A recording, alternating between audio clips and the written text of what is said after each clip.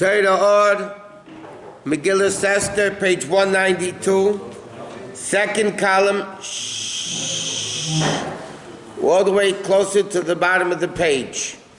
Okay, the new paragraph starts 4 lines at the end of the page. This is like 10 lines before that. Okay, the last thing the Alter Rebbe is explaining, that in order to bring down all these geluyim of levush malchus and all that, you need the level of the horse, the sus. What is the accomplishment of a horse? It brings a person to level places they couldn't reach on their own, both in height and in depth. So it says that's the level of sus, which is the concept of letters, which limit the understanding of the midah into words. And that, like he says, sus v'reich v'rama v'yam. Rama means thrown into the sea, momato l'mayla, and it also means rama, exalted, means elevated. So it has both levels. So he says now, ki iav shaliyas isapchus hamidus, because if you want to transform the midas of evil to midas of kedusha, it cannot be ayidei midas to kedusha atzma. You can't elevate the midas of evil to the midas of kedusha. Why not? Shame zel umazet, because they're just opposite one another. This is good, this is bad. So in order to change bad into good, you can't just use good, because good is good. Good is not going to make bad into good. So what do you need to do? Like Avram shiyatzim menu yishmol, not like Avram Avinu, that came a yishmol from him. I mean, because you can't elevate evil just from equal levels of kedusha. You have to reveal a greater level of kedusha from above. In bittul, but it's above on the level of bittul, and that's merum is b'divrei Chazal. This is alluded to in what the Chazal say. Tavei imei v'tekanechas b'no. Let the mother come and clean up the mess of the kid. By Parah Aduma, to purify the impure, by Parah Aduma, the red heifer. So there Rashi quotes the Medrash, that the Medrash says, what's the inyan of Parah Aduma? So the Medrash says, a mashal of a kid that made a mess. And you go tell the mother, clean up the mess that your kid made, right? The egel, which is a baby cow, the baby of the Parah, made a mess. The egel, and messed up everything up. It brought terrible things into the world. So now you come and tell the mother, clean up the mess. Right? You tell the Parah Aduma, you purify the mess that your kid, the egel, made. So he said, what does that mean?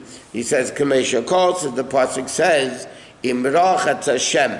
If Hashem will wash the filthy of Bnei Tzion, of the daughters of Tzion, the Chazal say, don't read it im ela aim, not im rachatz Hashem, but aim. The mother should wash up the mess. Meaning, aim abanim. What's aim? Aim abanim is the level of bina, which is the mother, which is above the level of the midas.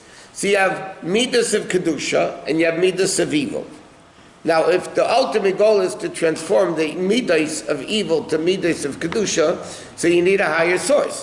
What's the higher source? The mother. Bina is the mother of the midas. So therefore, like it says, Eim Abanim, which is Eim U'Malken HaMidas. The mother and the source of the midas, which is his bein and his parents, Baruch Hu Mamish, which is the level of Bina's meditation. In other words, how do you transform evil to kedusha? Is only through a meditation of bittul, meaning when a person meditates the greatness of Hashem and the vastness of the universe, and that's only one word from Hashem. You know, the whole thing that we learned a million times. So when you meditate in that, then you realize, so what am I? I'm a tiny little speck. I'm a tiny one drop in the ocean. You know what I mean? That's what we are. So that level of meditation of bittul, because it's a higher level, that changes and transforms the midas of evil to midas of kedusha. then you're able to transform all the midas mehepach lehepach, from one extreme to the next, from evil to kedusha, v'yishei bechinas makif, like which it's an encompassing level, like the level of thought that you can think two opposite ways. And that level, meaning like this, in a higher level of makif, evil doesn't exist, because it's not coming down to a level of limitation where evil has a hold into. So he says, what's the whole level of sus? Sus is basically the level of makifim, and that level of bittul is able to transform like he says, or like he says, what is the whole concept of Matan Torah? But the bottom line is, it's to transform klipa to kedusha. That's why the neshama came into the world. To take tachtainim, which is the lowest of the lowest level of klipa, and over there to make a dira, make a dwelling place for Hashem. So what's the ultimate goal, purpose of a Jew?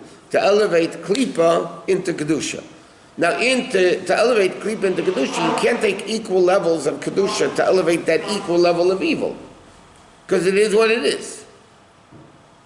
So you have to reach a higher level, which is ema banim smecha, the level of his baininess, in a level of bittul, and then you're able to transform evil to kedusha.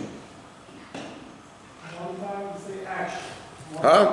One time you say action. One time you say Torah. Now you say Purim.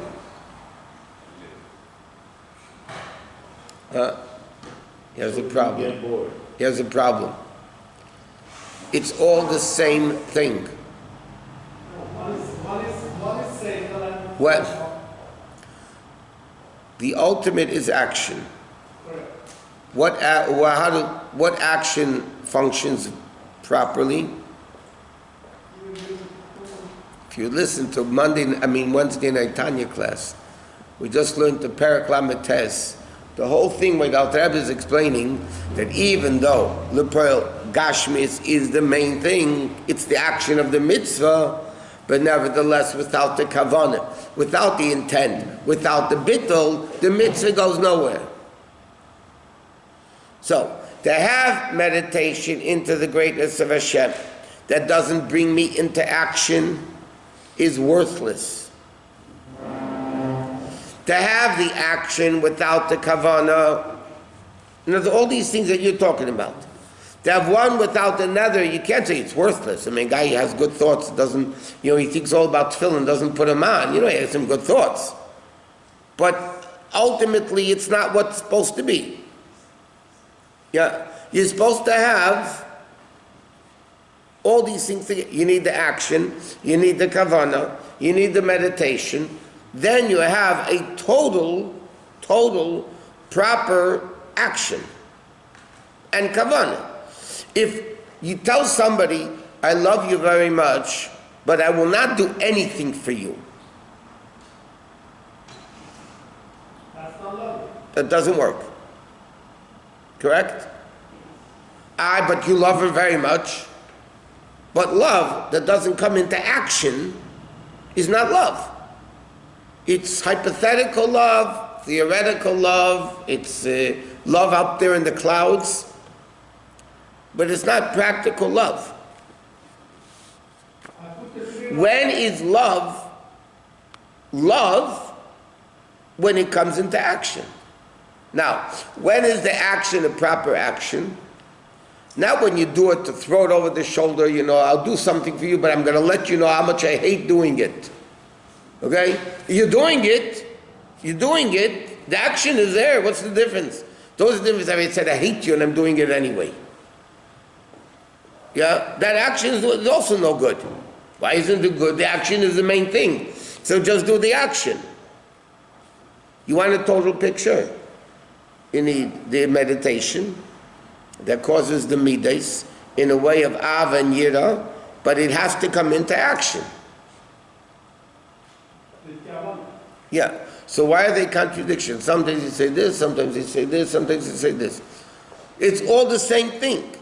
Having a total relationship with Hashem. all the time. You what? If I put tefillin on, You did the mitzvah. No.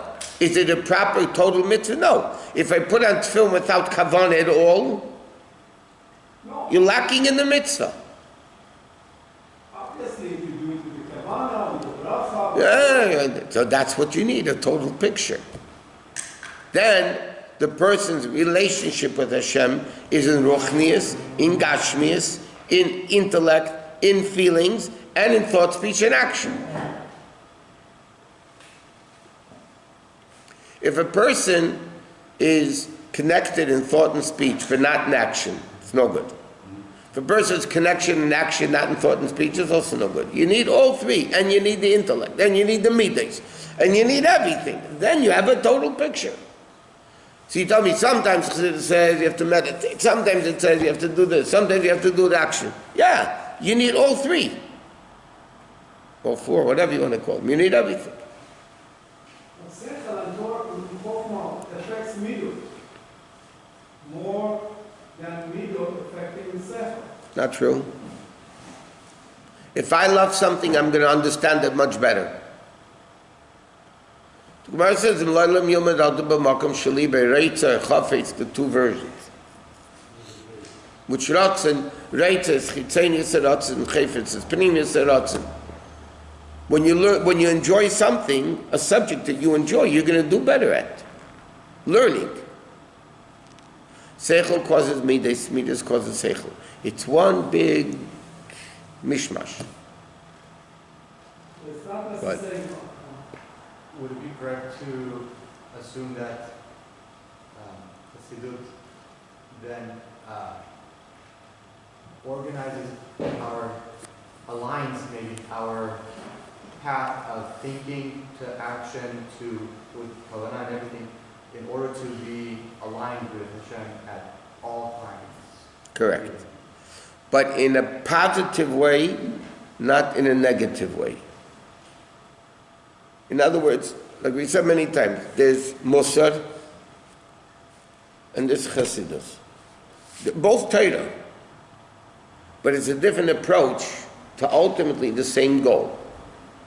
Muslim means you're admonished for being bad.